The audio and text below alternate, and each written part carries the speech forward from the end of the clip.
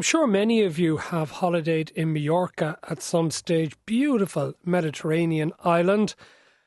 But you may not be welcome back there, it seems. There's a campaign against tourism. In a moment, we'll talk to travel expert Eoghan Corry, but Graham Keely joins us from Spain. Can you tell us, please, about the Majorca protests at present and the cause behind them? Okay, the cause behind them is twofold, essentially.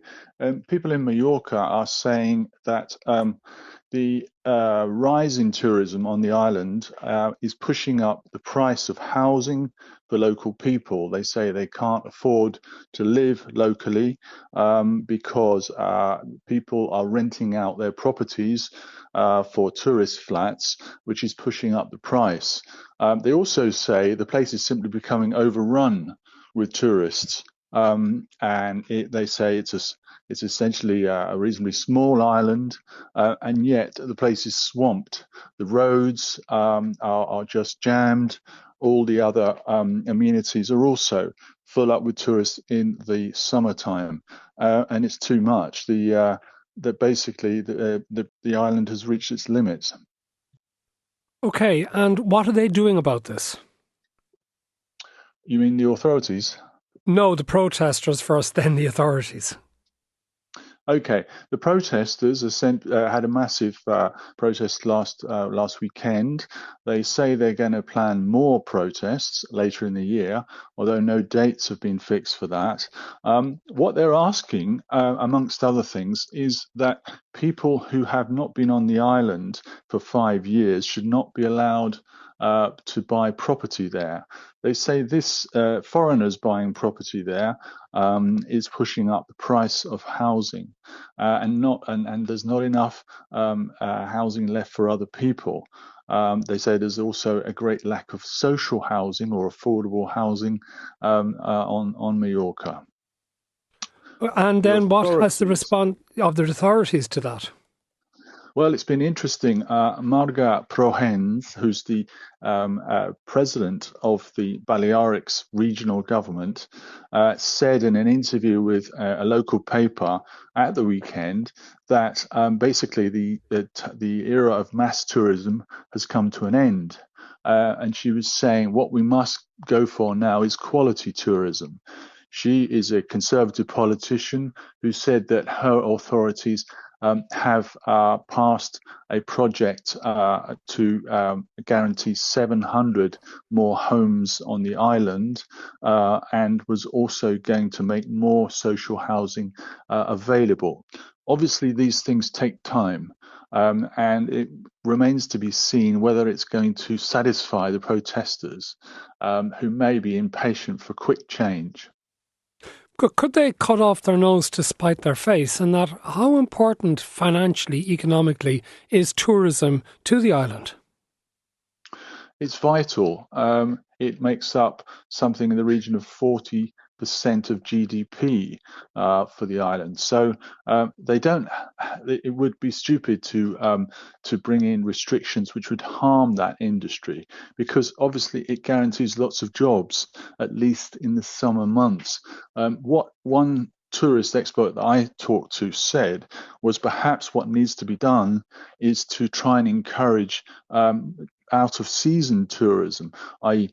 To encourage people to come and visit the island in February, Easter time, and these kind of periods, so that it provides jobs for people, not just through the few summer months, and becomes a more stable job rather than just a holiday job. This would help people on the island. Graham Keely, thank you for joining us from Spain. Eoghan Corry is with us as well. Eoghan, is this restricted just to Majorca, this new movement against mass tourism, or is it something that's happening elsewhere?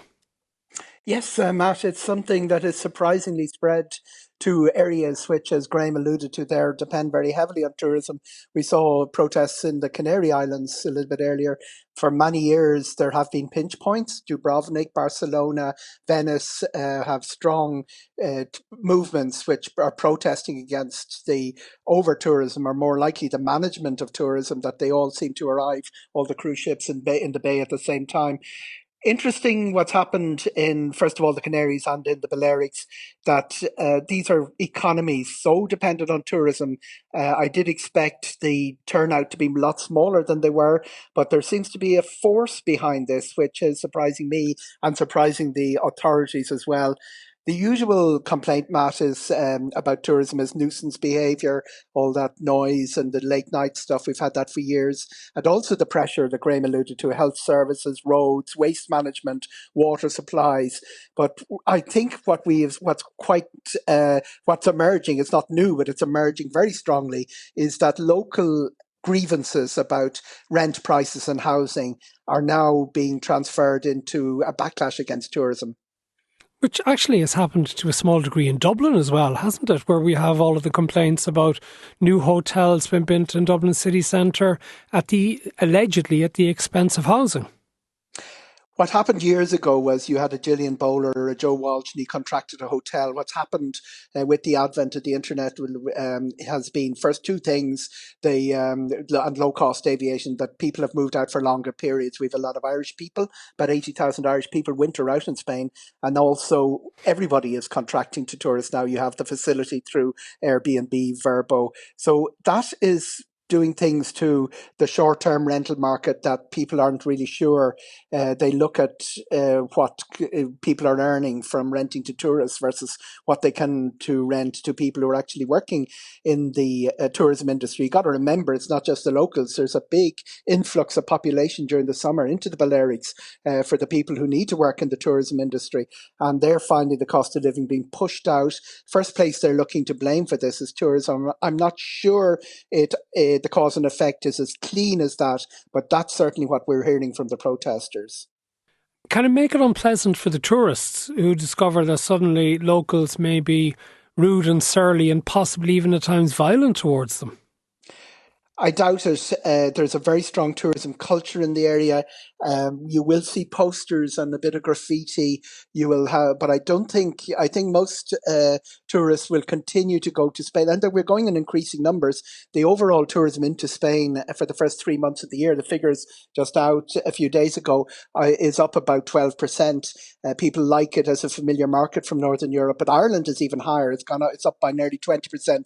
So more tourists are descending on those Spanish honey pot resorts, but I don't think they will actually feel any hostility, or duchel would be the word in Irish for it.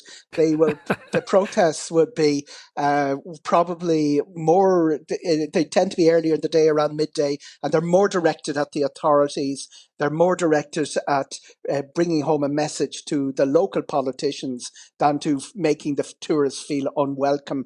I doubt if that's going to happen. I doubt if anyone really will notice over the summer.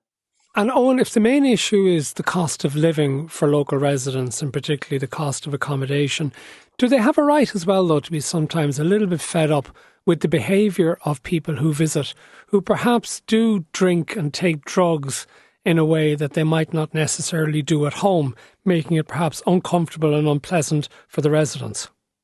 You've been on your Club 18 to 30 holiday, have you, Matt? Yeah, there has been a long tradition. There's a lot older people do that type of behaviour than the 18 to 30-year-old zone. We've seen the videos of people jumping on cars and that sort of thing in the middle of the street. There's been some of the islands have introduced ban on shops selling alcohol late at night. It's always in the background, antisocial behaviour by tourists. It tends to come in waves. It tends to go by nationality. Ireland doesn't tend to be one of the big offenders there. Our neighbouring island tends to feature in the Champions League of that. But what